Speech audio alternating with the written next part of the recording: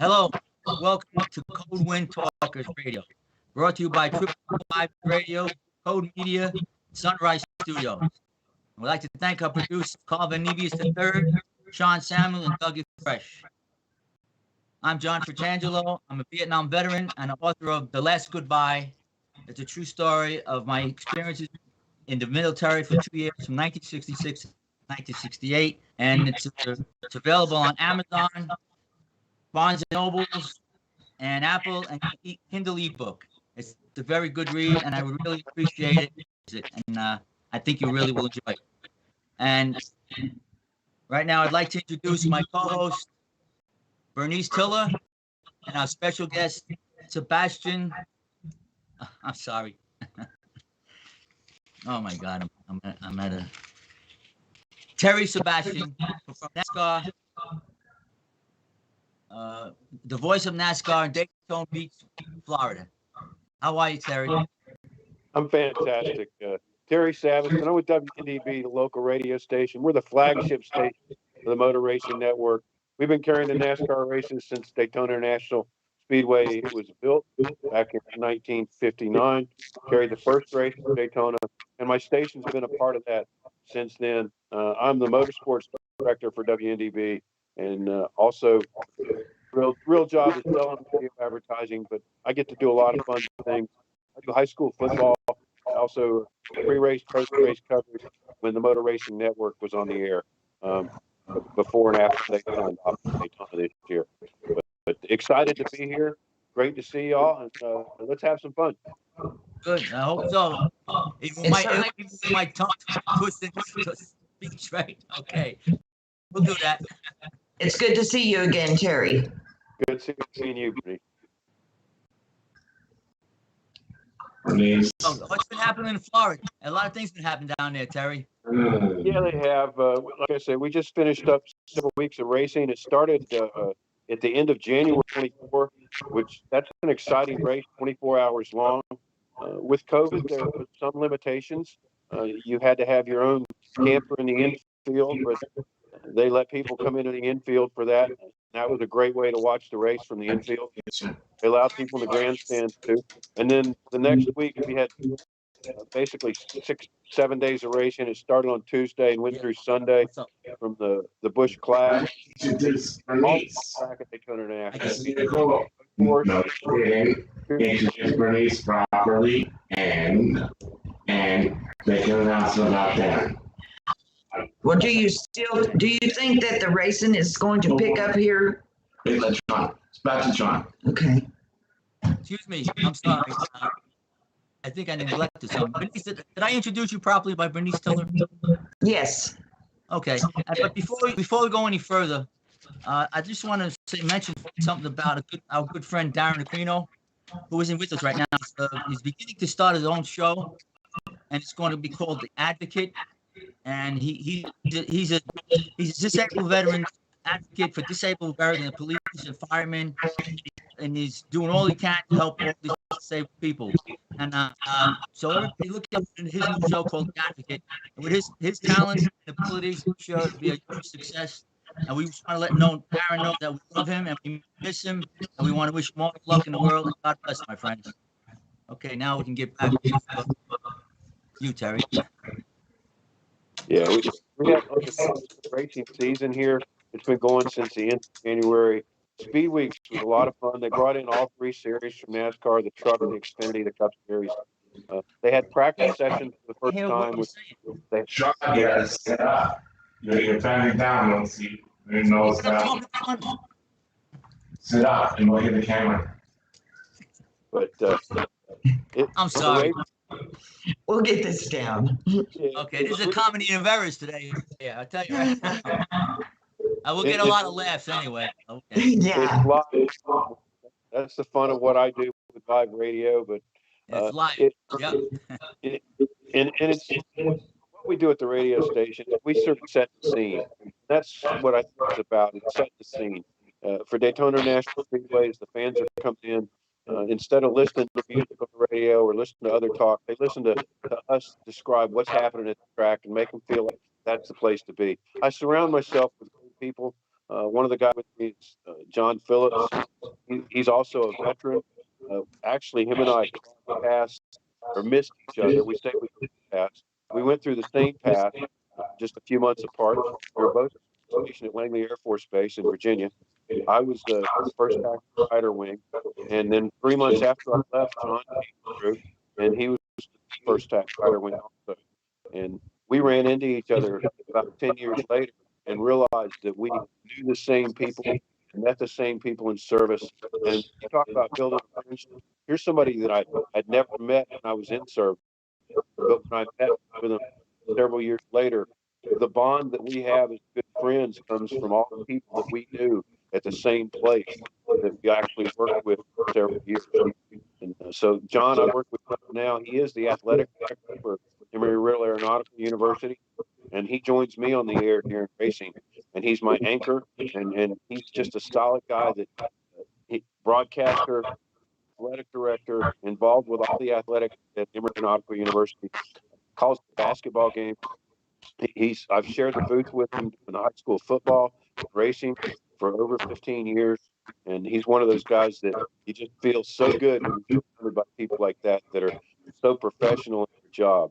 And then one of the other guys that joins me is another guy that's been around racing for a long time, is Hill Overton. And I remember Hill Overton when I was a young man going to the races in Rockingham. He was the track announcer when I was about 13, 14 years old back in the 70s. So I knew this boy before I ever met him. And it was amazing that now Hill is part of our broadcast. He's almost 80 years old. He's been going to racing early days. He's been part of NASCAR. Actually, those stories I'd love to tell about Hill. Tony Stewart got started as a team owner because Hill got the people together. Him, Gene Haas, Rick Hendrick, all got together with Tony Stewart and Hill Overton to start what is now Stewart Haas Racing. And that's the relationship that Hill has. He knows these people, and he brings that to our broadcast. And that's what's cool. It's interesting to see that perspective in the history of racing that Hill Overton brings. John Phillips brings professionalism. And then I get to sit back and just tell some of the great stories I have. And I'll tell some of them right now. Forgive me if I look like a bobblehead here, but you're breaking up and you're echoing, and it's very hard for me to pick up. Are you having that problem, Bernice? Yes, I am. Okay. Yeah, I'm hearing like this. a little bit of an echo too, but Okay. I don't know what to do to strengthen that signal, but I am working on my cell phone today. I'm sitting here looking at my laptop and it's completely locked up. So We're on the air. it's one of those challenge days. Maybe off. That might help. It's definitely a challenge day. That's okay. People are very forgiving and understanding, so they'll know. All right, so we'll get by. So go ahead. Sorry to interrupt you, sir. But for the races this year, we had a bonus because after the Daytona 500, all three racing series came back the next weekend to run the Daytona Road Course, which was the same track that the Rolex guys ran. So we actually had almost a full month of racing at Daytona International Speedway. I couldn't be any happier. I'm sure. Full-time job, right? Yeah. I think all of Daytona was happy to see the races come back this year. Right. And now we're in the middle of literally shifting gears to Bike Week, which kicks off tomorrow. 10 days of 500,000 bikers coming into Daytona Beach, and it looks like it's going to be a great bike week. It's going to be exciting to see things returning to normal. Lots of people. Good turnout. It's going to be great. It's going to be great for Daytona. It's going to be great for everyone.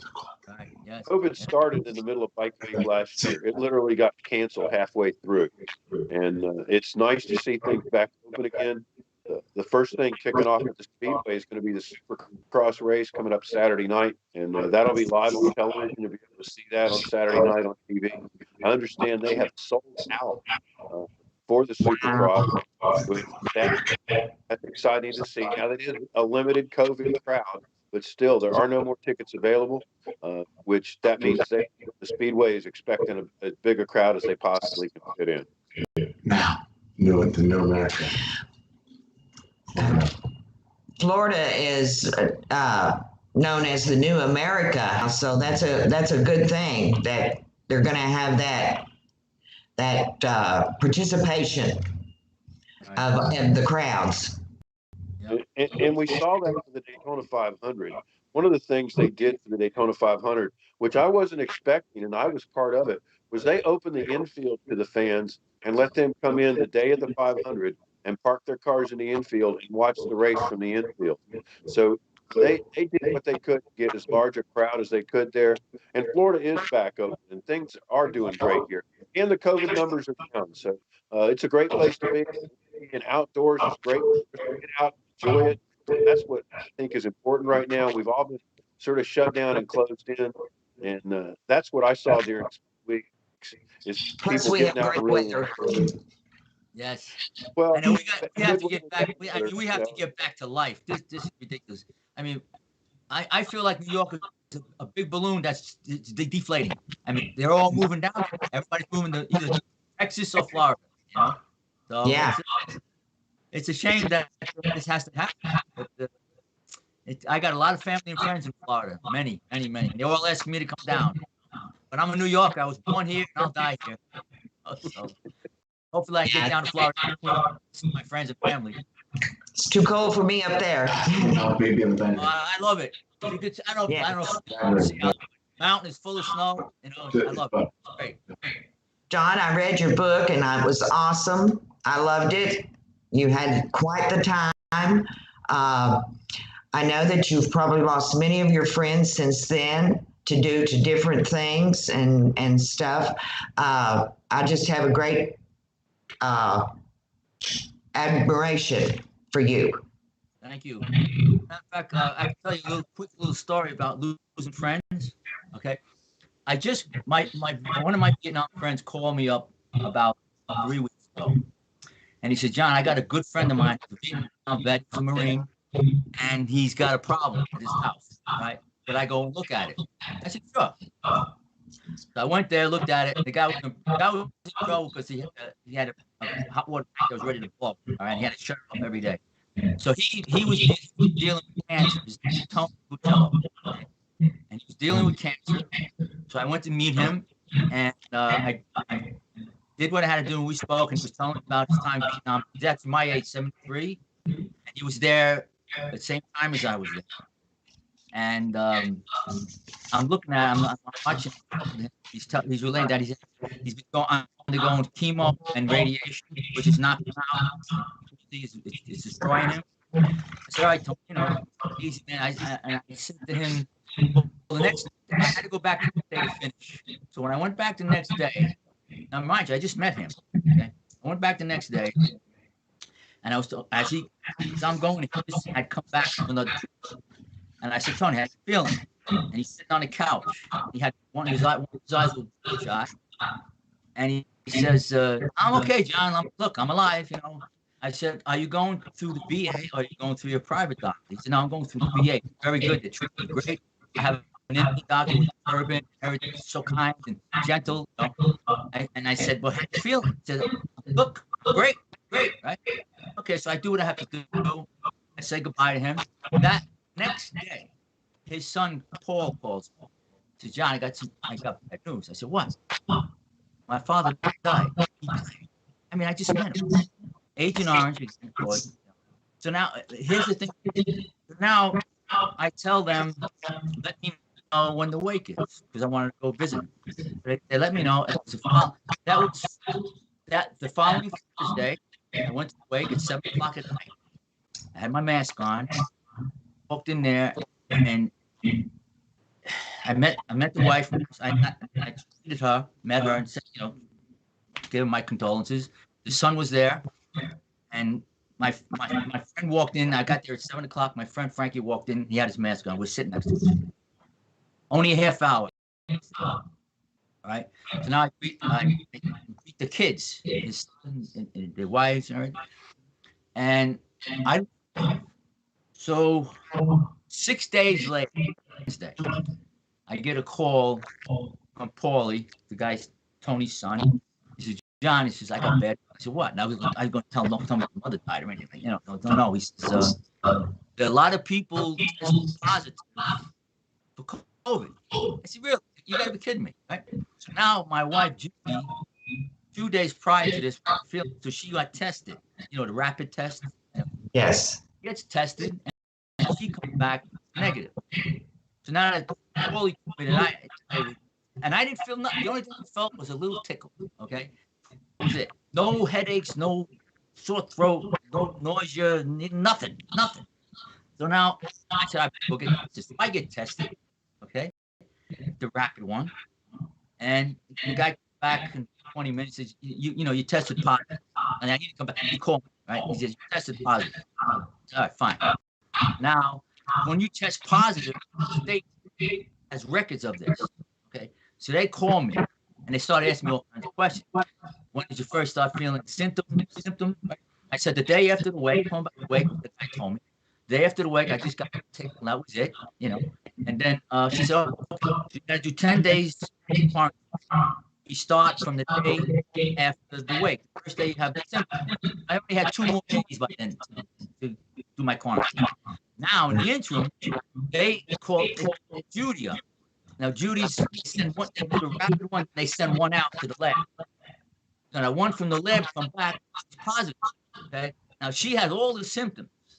She had the earache, she had the stuffy nose, she had a sore throat, she had fever, and me, I had nothing, okay?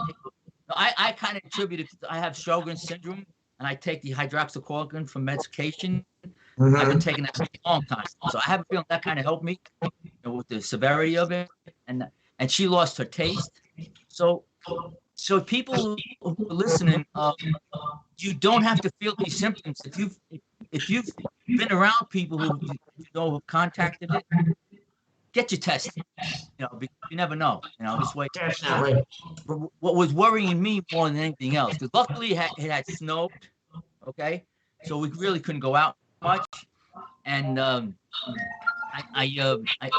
had to go get another job, right? And they're very good customers of mine. And the woman, the wife died a few years ago from pancreatic cancer. Right? Now the husband is 94 years old.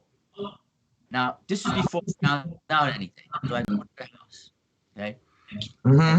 I told the woman, I'm not his daughter. She doesn't live on the phone. I said, I'll help him out. Don't worry, no problem. So I go there. Now the guy, like I said, 90, he's on his computer. That's all he does. He sits there all day long on his computer. Okay. His name is Bernie. I said, Bernie, how you doing? He said, John, I'm so happy to see you. So he grabs my hand and he's holding my hand. Okay. And he wouldn't let go. So he said, John, I love your book. Not that I'm pushing my book, but this is the truth. This is what he said. Okay. John, I loved your book. I said, I can relate to it. So he starts telling me, and he's still holding my hand. And he starts telling me about the trouble he got in when he was in the service with the FBI. You know? And he was, I'm talking to you. 5 minutes is a long time holding somebody's hand. Okay, so that's how long it goes. So now, this is what I was concerned with. Okay, so now when I got home, I said, then I found out about my positive. Okay? So then I said, oh my God, I tested positive. I was with this 90-year-old guy. I'm, you know, so I called his daughter. I said, look, I said, Sue, I was tested positive. I didn't know it. I've never gone to your house if I knew it, right? Don't worry about it, John. Don't worry. Don't all right. He had his first shot. I said, fine. So then she texts me 2 days later, and she says, great news. Dad tested negative. So that was great. That kind of relieved me because I didn't want nobody to catch it from me. You know, Absolutely. I mean, so that kind of relieved me. So I mean, you got to be very careful because you know who you come in contact with. You know, you just don't know. You know. Yeah, So you you just feel like he's out of the ordinary, go get tested. Yeah, this could happen to you at any time, but by even touching doors or anything, I would think, or I'm afraid of it. But Terry, what are your safety measures there at the track? Well, that's just it. Go to the races. The protocol started 3 days before you went to the track, and you had to fill out a survey telling them that you were okay. Then they sent you a QR code that you had to have with you as you processed to go into the track. They had a separate screening area set up away from everybody else over the back stretch that you came through in your car. They checked your temperature and they scanned your QR code, and then you were approved a sticker on your credentials to go into the track after that. So it was a process of making sure your screen. You had to fill out surveys every day. You were tested for your temperature coming into the track. They handed you a bottle of hand sanitizer or set them on a table for you to pick them up as you came into the track. And anytime you're on track property, you're wearing a mask. Mm-hmm. Okay. And I felt very comfortable with that. There was a lot of people there, but you never were really more than 4 to 6 feet away from anybody unless you knew them. I actually had a company invite me to join me in their suite, and in the suite it was still the same way. We had our masks on. You kept your distance. There was plenty of room. They limited the number of people in suites. Normally they have 50. There was only 55, and the suite was a large, probably 1,500 square foot area. So it was comfortable. It wasn't crowded. You didn't feel like you were packed in. Like normally at the racetrack, you literally sit next to somebody every 26 inches, 28 inches. That wasn't that way. There was 3 to 6 seats between you and everybody else when you were sitting. And Okay. I was wondering about that, how you all handled the sectioning of people, the distance thing. If there's people on the end of this row, on the next row they're in the middle, on the next row they're at the ends. So there was nobody. There was always 6-10 feet between you and the next. It's a lot of empty seats. There was a lot of full seats. Yeah, that's a good thing. The full seats. Indian culture. And like they're going to set it up the same way. That's why it's sold out. They're not going to have them packed in where they're sitting next to each other like they normally do. They're going to have space between them all. You're going to have to be screened as you come in. They're going to check your temperature. They're going to ask how you're feeling. Go through a screen intent before you get checked, and then check your temperature and make sure you're feeling. And I think those are just things we need to be doing all the time now. Yes, I agree. I agree. That's an important safety thing to be doing. But So now words, it was pretty comfortable. how many people is that stadium usually hold? The Speedway grandstand holds 100,000. Okay. And for the Daytona 500, it was about 30,000. They had between 28 and 30,000. Now, That's who were there. That's how many. So what? Yeah, So what do they have to do? They have to turn all those other 62,000 people away. Yep, they were sold out. You could not get tickets. I was not allowed in the grandstands unless I had a access to a suite pass or a grandstand seat. Even the media, I wasn't allowed to wander around like I normally would. I had to have, and I did. I had tickets to get in, and that's how I got into the grandstands and went and sat in my seat. And that's what they ask you to do. You come to the track, go to your seats. If you need to get up and go get something from the concession stand, do that. But try to stay in your seat and not. And there wasn't a lot of people wandering around. Only 1/3 of the amount of people there. So that gives you an idea that it wasn't. Normally, it's just you're literally there everywhere you turn. There's somebody. It wasn't that way. There was a lot of room to move around comfortably. So in other words, they eliminated purchasing the tickets on site. You had to call in to purchase your tickets. Oh yes, yeah. That's how it was. All right, so that would eliminate the confusion then. All right, okay, I understand. So Yeah, once they're sold out. Yeah. Just like the Supercross on Saturday night. It's Right, already because sold. And I announced that on the radio this morning. The tickets are sold out. Can't buy them anymore. If you want, now we have races coming up next weekend, the Daytona 200, which will be on the road course out on Daytona International Speedway. That there are still tickets available for, and I believe they're at about 25,000 people into that. And then there's more racing out at Lucia Speedway Park, which is a half day.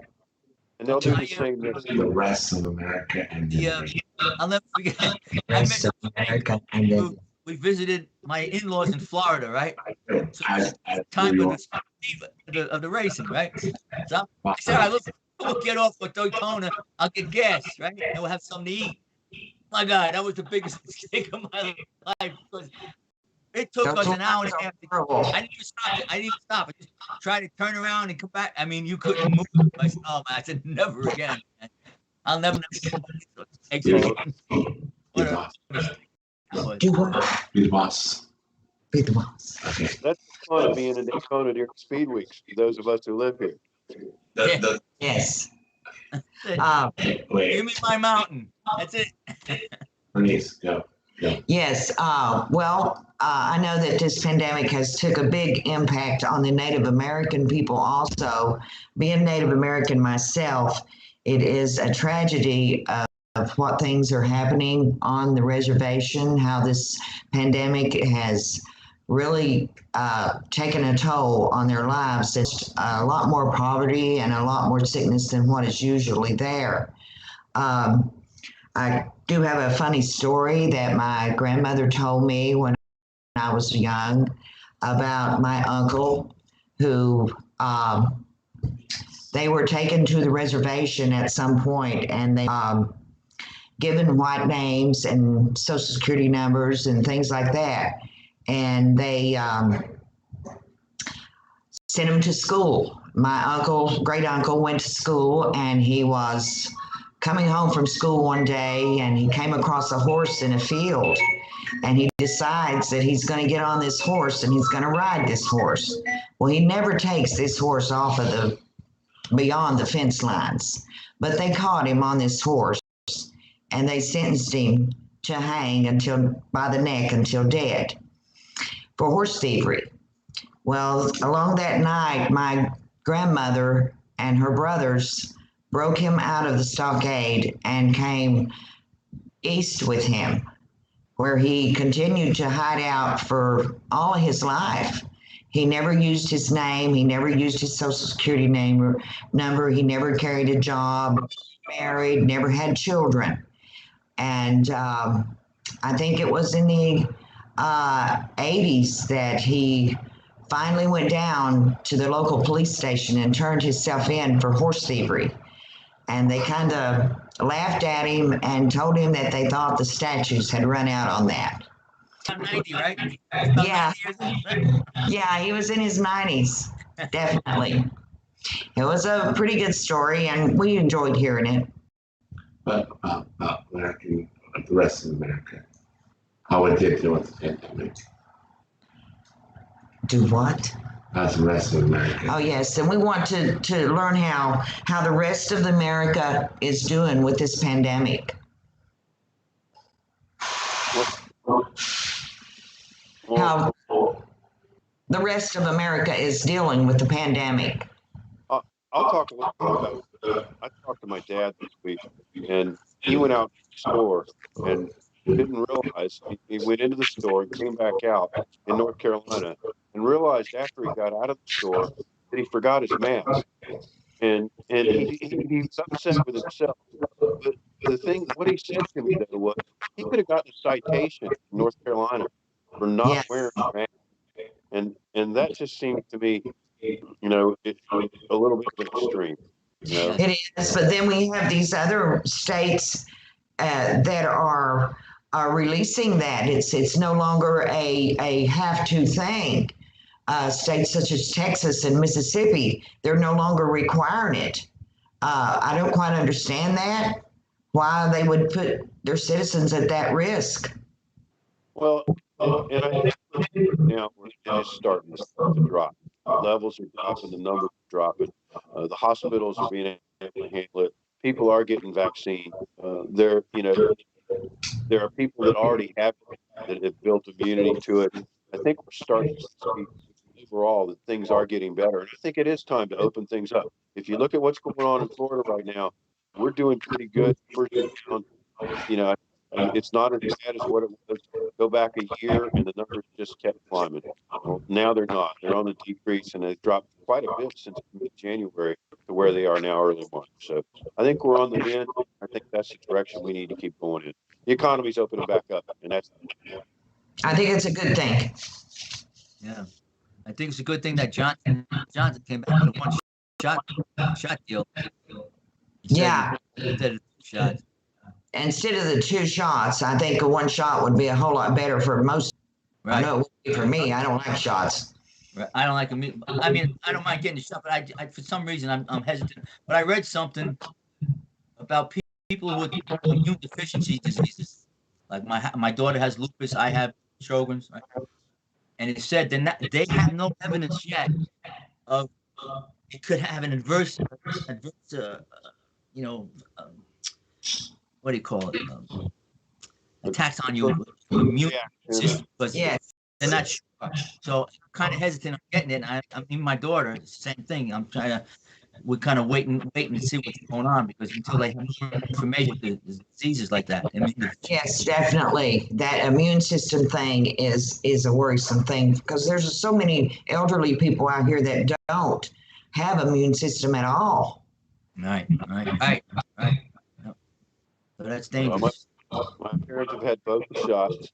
The biggest reaction, and my mom said their arm hurt, but it was the other arm. It wasn't the one they gave her the shot in. So I don't know if she was kidding or not, but that's the reaction they had. Yeah, I My you know what mother, I my mother also had both of the shots and she had got through it just fine. She said any side effects from it, nothing. right. That's good. But I tell my granddaughter because she had to get a needle. I said, look, when the guy's ready to give you a needle, take the fingers. Right? Any part of your life, you pinch another part of your body real hard, so you feel that, and you don't feel the needle. Absolutely. So let's do the same thing. Well, being brought up in the military, I can tell you my shot records, especially because I went overseas when I was 5 years old, and my shot records were a pretty thick folder. And then when I joined the military again, just as you know, John, you got quite a few shots before they sent you over to Vietnam, and also just in processing into the military, and that's part of the process. And Yeah. I think that vaccines are good. There are some side effects. That's keep us off. Right. It's too bad they couldn't use. Remember the guns? One on one Yes, side, one on the other side. It's too Oh, bad yeah. they couldn't use it because you didn't feel them. yes. Like a nail gun. My deceased husband, he was in the military too, in the Army, and he also served in Vietnam. So the shots were a major thing to him. He doesn't like needles, or never did. So that was a biggie thing for him. Well, thank you for your service. Yes, sir. What I want to talk a little bit about today is not only veterans, but their families.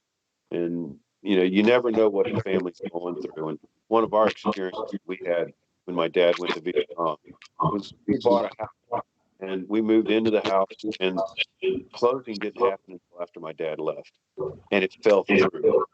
And here was my mom with 4 kids. She had to find a new place to live. Wow. And dad was in Vietnam. It worked out. The house is about 10 miles down the street, and we ended up moving into that house. But think about the families that are of veterans and what they put up with and what they go through in this process. It's not easy. And so thank you. And I tell that to my mom, and I thank my dad on Veterans Day. I thank her too, because without her, we couldn't have got through everything we went through. Yeah. She was the backbone of survival and keeping us together. Yeah, I feel the same way that it's not only the person serving, it's also their family that is serving too. Oh yeah. When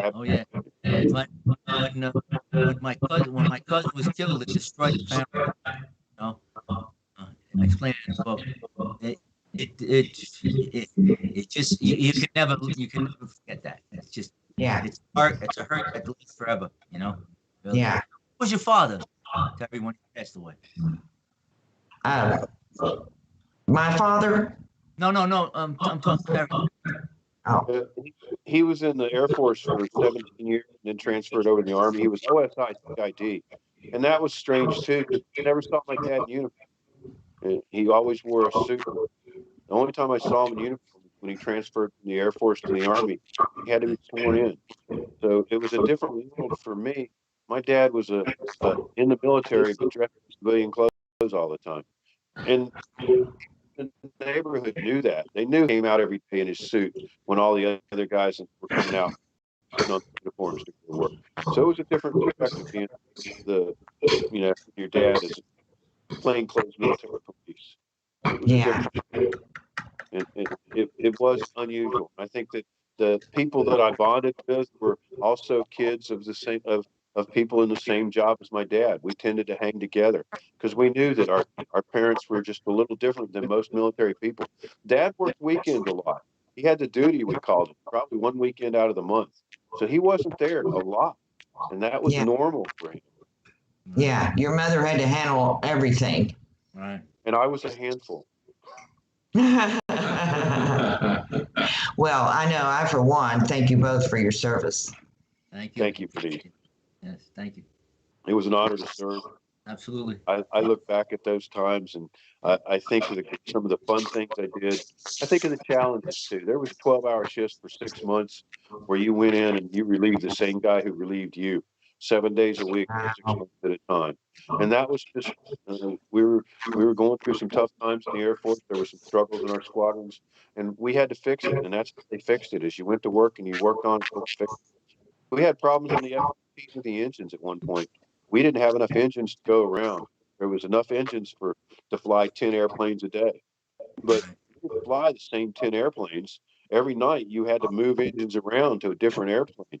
And I was part of the crew that worked at night that would move engines from one airplane to the next so that we could get out of 25 airplanes. You didn't want the same 10 wearing out. You wanted to keep rotating. Or if the airplane had a problem, it was going to be down, came out and went into another airplane. So those were challenges that were, you do whatever it takes in service. And I think that's the attitude that veterans take with them once they get out of service. There's no challenge in anything. We're going to take on the challenge and we're going to get it done because we're Yeah. My son spent 29 years in the Air Force. He just retired a few years ago. And he called me up and he said, tell me, Dad, we don't have parts. We have to take the parts and put it in the plane. It just was disgraceful. It was definitely disgraceful. Yes. Our military was so depleted. And well, I don't want to get into that. I get very you angry. overcome it. You find a way to work. You overcome those challenges. You Yeah. find a way to work around them. You get the mission done no matter what. And that's what the military trains you to do. And something that's in radio these days. Figure out what's wrong. You do what has to be done, and you get it done. You don't Yeah, question my the husband was always that way. Figure out what the problem was and fix it. Yep. Whatever it took. I tell you, being in the military helped a lot. It really teaches you a lot. I hated it. I hated it with a passion. But I came out a better person. Yeah.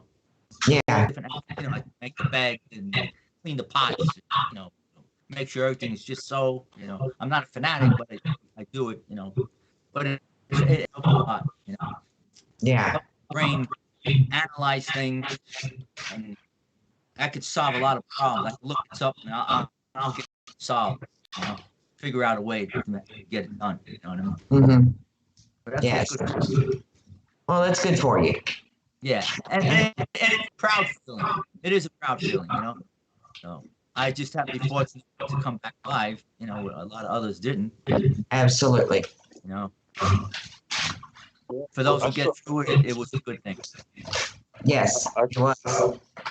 Saw that at a young age too. I still remember when Dad was training to go over to Vietnam, and we lived off base. The only time you saw a blue staff car off base was when somebody had passed away. And those blue staff cars, to this day, think about that as seeing a blue staff car from the military coming out into the neighborhood, residential area.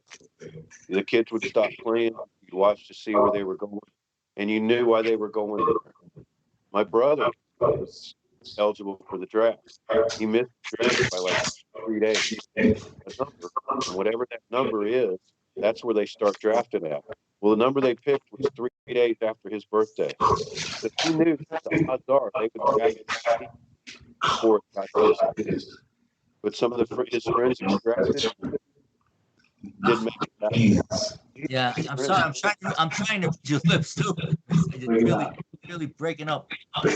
Yeah, you're kind of breaking up. All of you are. Change it. Come on, please. But Code Windtalk, we all know how that started, don't we? Yeah, we do. Yeah, Thanks to the Navy. Talk We about appreciate it. yeah. World War II. World War II with the Navajo Indians with secret language, I think it was. Yes. Yeah. Did you boys have any experience with that, with any of the secret language? No, No. In a I way, didn't. in a way, on the F-15, you have what they call Mode 4, which would scramble the information so that nobody but our military could understand it. And there was a guy who went out every day to every aircraft and he punched in the Mode 4 codes. So there was still secret codes that set the standard. Like with the Navajo Indian, it was a way to keep our information away from others. And Mm. that still exists in today's military in a lot of different ways. And Mode 4 was how it worked on 15s, and that's how it works on all the aircraft. Every military aircraft is coded every day. So there's a special code so that nobody other aircraft can penetrate our air, air area without that code unless they've been coded. And that was Okay. it still continues, and it's how you keep it. And that's what the Navajo were about, was keeping that security, keeping that information secret. That's right. Yeah. The, the Germans must have been going.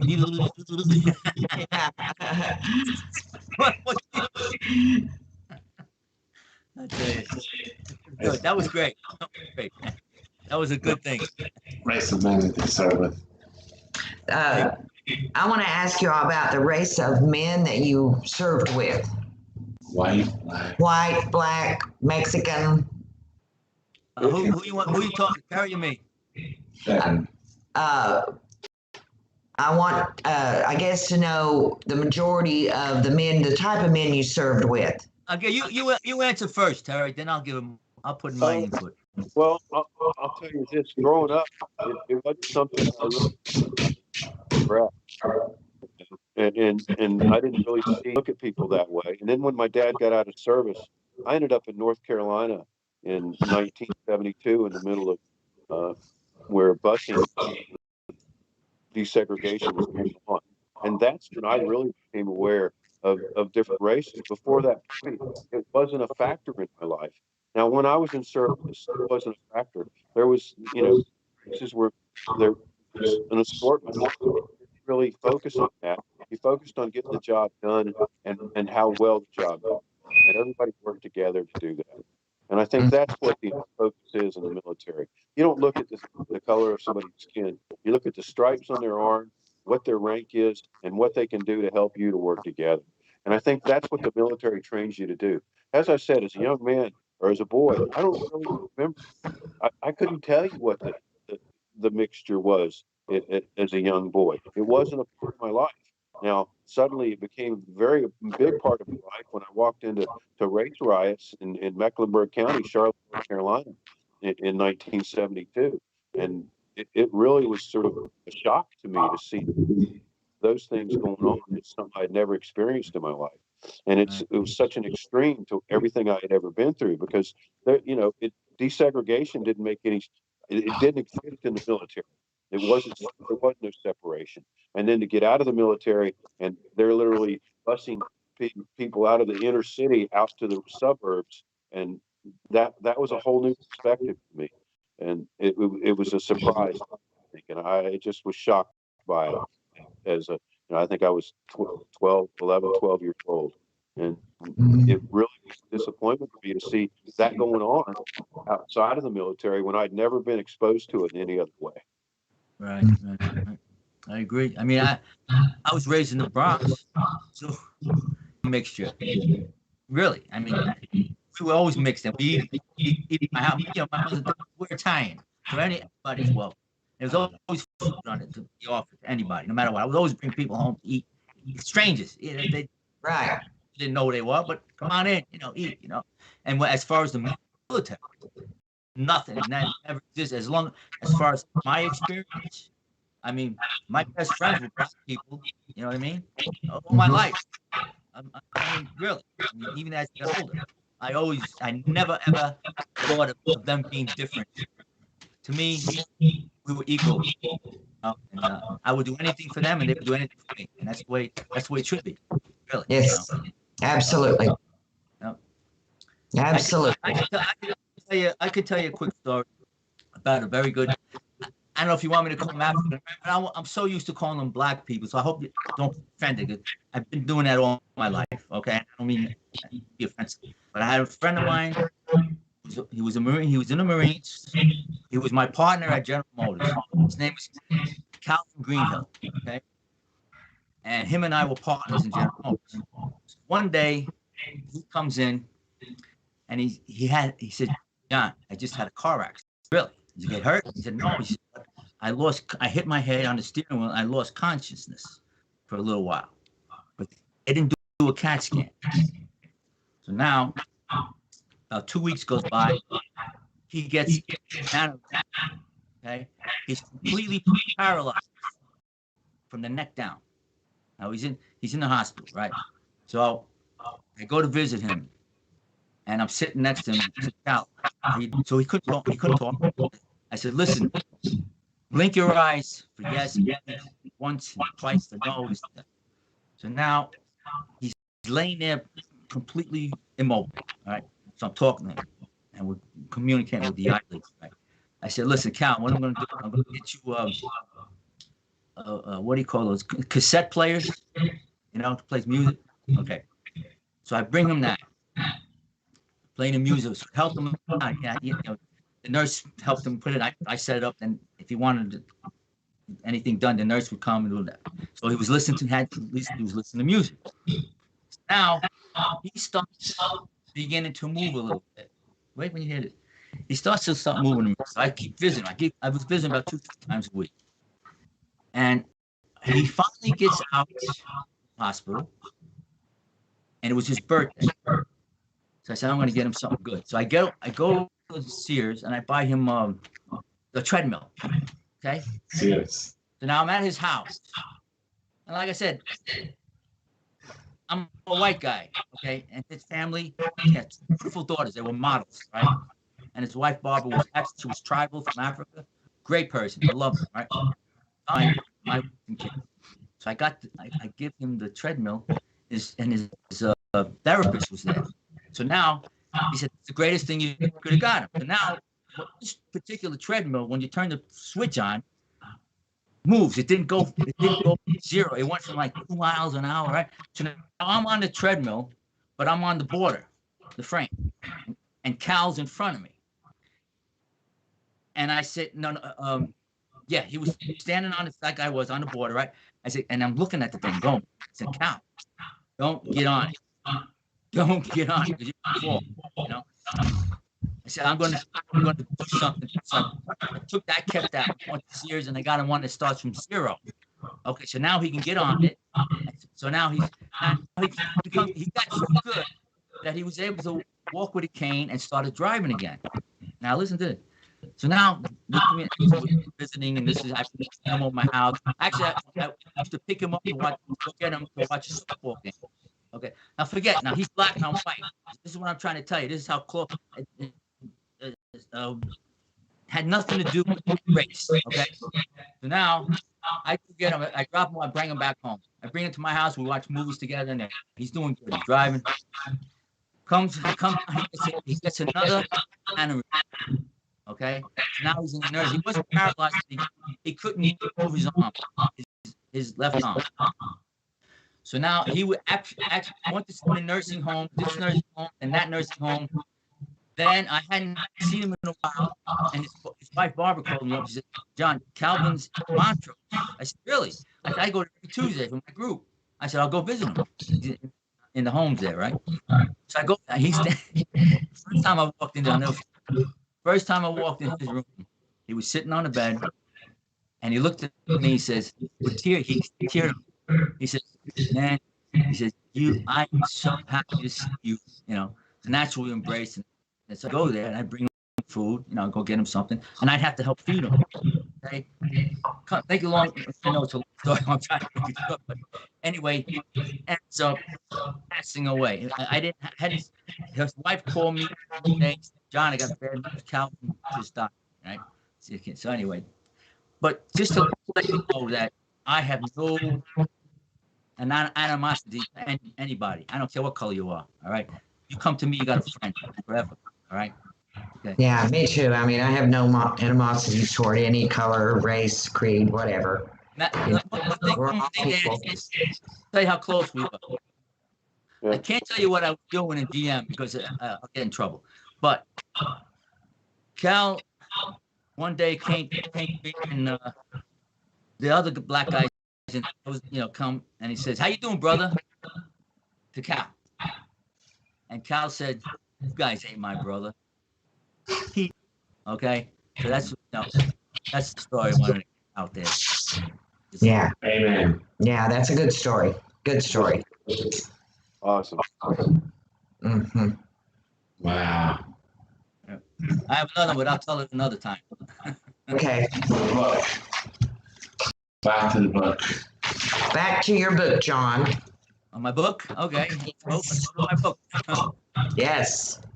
Let's go to the videotape, right? There it is. Okay. Well, anyway, for people who don't know, this was my cousin. It's me sitting on the bed. The day that I found out he was killed, he came to visit me to say goodbye. He was pretty dead. And that's what I based it on. That's the last goodbye. It's a real touching story. It's a good story. It really is. It's a sad. It has some comic. That changed my life. I had to write it, and I did it a year ago. Finally finished it. Can you tell me about the film? To be. The film To Be? Oh yeah, through Carl and David Carlton back, and we're trying to write a script, trying to get into a miniseries, and even Darren Aquino was in on it, trying to help push. He always push it for me, and I thank him for it. And, I'm all for it. what? I'm all for it. Okay. There you go. So thank God for these guys. They came out of nowhere in my life. I mean, this book connected me with so many people that I would have never known. And it's great. It's got stories within the story, and they're like, these are all my friends who got killed, and I tell all about them and other stories also, and my family stories. Some interesting stories. It really is a great book. And if you've not read it, I suggest you read it. Yes, and it's an easy read. Everybody tells me it's an easy read. You get to read it. That's what it is. The stories out of Vietnam, we're just now hearing them. I don't remember hearing them when I was young. They didn't happen. You didn't hear anything about Vietnam. When somebody came back, they went back to their job or went out and did something next, and it wasn't discussed. It wasn't talked about. No. Even my dad, we didn't get stories out of him until about the last 5 to 10 years, and he's 90 years old. So that was back in '69, and here we are, almost 55, 60 years later, and we're just now hearing some of the stories. And I think Absolutely. that's it was. Everybody knows about what happened in Desert Storm, Iraq, Afghanistan. But we don't hear about Vietnam enough. Bike week. So. Okay, let's talk about Bike Week here some. Okay. Bike Week is kicking off, as I said, and you don't realize how many veterans are out there on the bike, but also what they do to support veterans. They have rides together to raise money for veterans and do things to the veterans locally. It's a big thing here in Daytona. But when you start looking around, you see veterans out there, and they're proud. Absolutely. And it's a big part of what Bike Week is. And I think it's camaraderie. It's a brotherhood. Yes. It doesn't matter what branch of service you served in. We all care about each other. And that's a big thing that you see here at Bike Week. It's an instant bond. Absolutely. What are the dates? What are the dates for the Bike Week? It actually kicks off tomorrow, which is February 4th, and runs through next Sunday. So it's 10 days. So March. You mean March 4th? March 4th? All the way through to the 14th. So 10 days, 4th through the 14th of March. And there's activities going on. It's not just here in Daytona. It's all over Central Florida. It gives the bikers a place to go, a place to ride, things to see, things to do, and to share what they do together, and that's ride. But it's about sharing the stories that we all have, and that's what you hear is a lot of stories. It's seeing the Radio share with each other. What about the Southern Stone radio station? Yeah, we have 6 radio stations here in Daytona, and WHOG is our rock station, and it is the official radio station of Bike Week. You can listen to it online, streaming at WHOG. Pull it up, and you'll hear all the coverage of Bike Week on the Hog. The Hog will be out live on Main Street broadcasting. And I'm going out actually to set that up this afternoon. I'm going to run it so we can broadcast from Victory Tattoo every morning and every afternoon of Bike Week, right in the middle of where the action's at. So that's what I'm actually trying to get done here. It's fun being part of this and being right in the middle of it. Oh yeah, they need to come by and see the sexy biker chicks ZZ Top. with ZZ Top. We're going to have them performing. Oh, you Or want to hear a version of them. something about ZZ Top? Well, we've got that song that we're going to display there. We've got a ZZ Top song that we're going to display there. Oh, good. Okay. I got to tell you a story about ZZ Top. My other story who was one in the book. She had a boyfriend named Dino. Okay. Dino's best friend was Lawrence Taylor. Okay? So now Dino and my daughter got engaged. They were going to get married. Okay. Lawrence Taylor was going to be the best man. ZZ Top was going to play at the wedding. Okay. Danny Aiello was going to sing at the wedding. Okay. And who else was it? Bam Bam Bigelow, Scott Bigelow, who I met, we spent the weekend. He was a wrestler with the tattoo on his head. He was going to be. So we had all kinds of things planned with celebrities. That'd be a great wedding, but it never happened. So I just wanted to ZZ Top remind me. Sharp Dress Man. We also have the Sharp Dress Man's going to be performed there too. Hey. Another song. Okay. Great. All right, so I think we'll end now. John, are you there? Speak for the Navajo. Nah. Come on, speak for the Navajo. What does he say? Speak for the Blackfoot. Come on. Hello? I can't hear him. Speak for the Blackfoot Indian. I don't understand what he's saying. You're saying keep on going? Is that what you're saying? I personally want to thank you, Terry, for being here and for talking with us and sharing your NASCAR. I've grown up listening to you. Right. Terry, thank you so much. Well, thanks for having me, and it's nice to share a veteran's perspective, but I'm veterans in the military most of my life. I still surround myself with people that are like John Phillips, and I always have to mention he was a veteran of World War II. He went from on the beaches of Normandy all the way to Nuremberg, and those veterans out there. He passed away a few years ago, but to this day, I still salute him and honor him for the time he served. And those guys went through hell. You know, Yes. World War II veterans, there's not too many left, and those guys really fought in just the most trying circumstances. Yes, yeah. Also, Darren McQuino, we love you. Love you, Dad. Yeah. There you go. There you go. Well, I appreciate it, John. It's been a great day, and really enjoyed sharing the time with you. I really appreciate you coming. Thank you so much. Someday I hope to meet you. There you go. Okay. Awesome. We got to come to Daytona Beach. All right. Tell me that Daytona. What? I heard him say Daytona. Yeah, you need to come on down here to Daytona where you can meet this voice of NASCAR. Oh yeah. One of these days. I'll fill it up and it's out.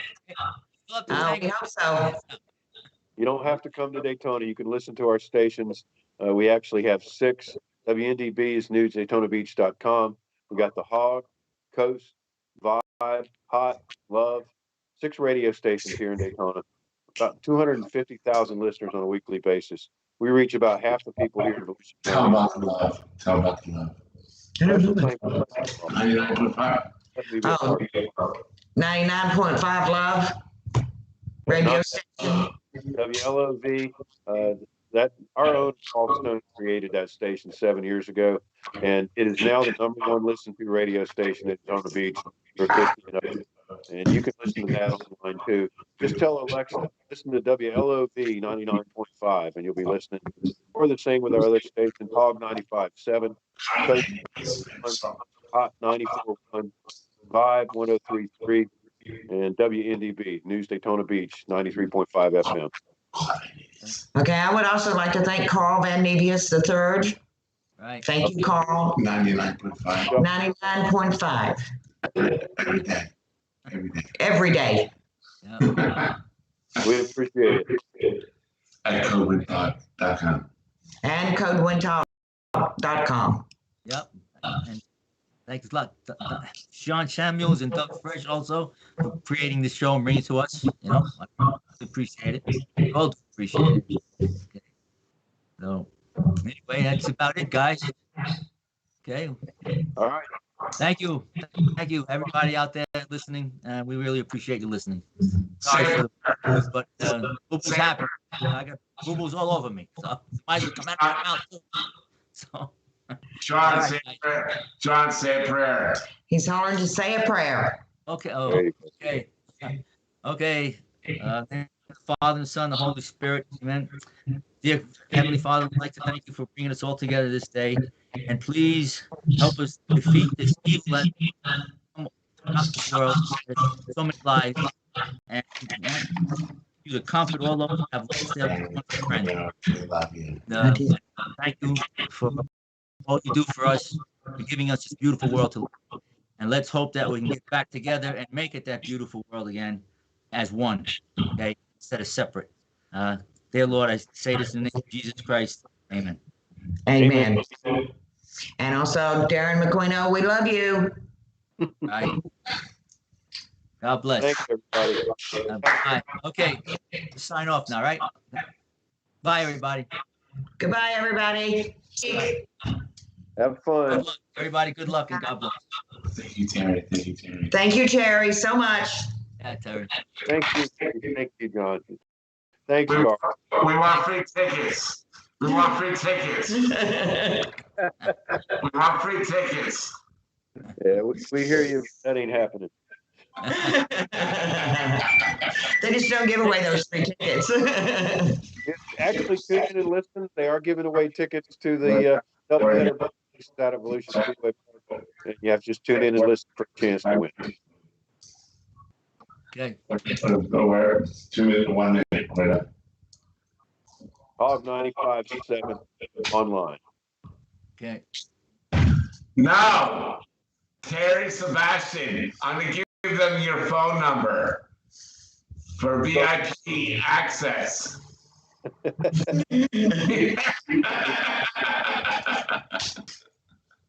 We love you. Thank you both. Get ready. It's a new world. It's a new part 2, and I'm sidelining. But thank you, Bernice Taylor, Blackfoot, American Indigenous, world class, and her lovely husband, who allowed me to have her in our office today, Billy H.A. We love you. I love you both. Chime out. See you later, man. All right. Bye now. Peace. Stay beautiful. Hey, stop being so beautiful. Great show, guys. Great show. All right. Bye. Bye.